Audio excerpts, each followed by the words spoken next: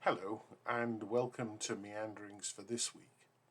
Last week, as part of Love Week, the Synod Office staff packed about 100 packages of sandwiches and snacks for people in the Fredericton area who have nowhere to live or need some help in getting food right now.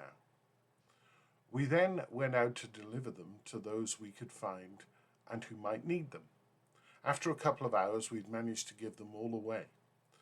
I know that several parishes were also involved in doing acts of kindness for their communities, and I'm very grateful for this.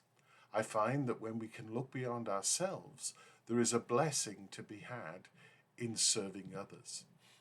As we were planning for the Love Week event, I received a letter about the halo effect that our diocese might be having. By the diocese, it meant every single Anglican parish and congregation in the province. The halo effect tries to measure the hidden social and economic impacts of organizations on their communities. That set me thinking, what's the impact of God's presence in our region? For the Christian, presence works on at least two levels. The first is the supernatural. We believe in a God who's present throughout creation. There is nowhere where God is not.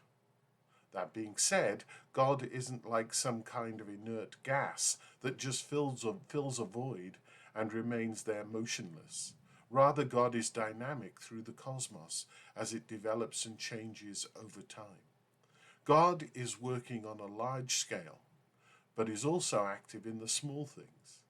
He makes his presence felt in the lives of individuals and communities.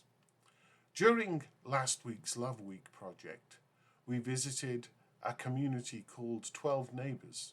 It's on the north side of Fredericton. The venture has had a good deal of media coverage, and it is providing tiny homes and community space for people who don't have a secure place to live. We were there for a few moments, and construction of the next phase of the development is still underway. I've no real idea about how all this came to be, but what I know is that it is a sign of God moving and working in one of our communities. It may not be that those involved know that. I have no idea.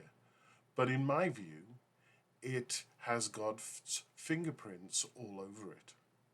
Another way in which people are made aware of God's presence is through the presence of the church, both in terms of people and buildings in our communities. People may not really know what these things are for, and that our buildings may be so familiar in the landscape that they're hardly noticed. Yet they point to God, who is beyond us but with us. As we live in these disrupted days, I believe that knowing the presence of God with us is important. The church, people, and structures play a significant role in this. Once again, thank you for being with me today.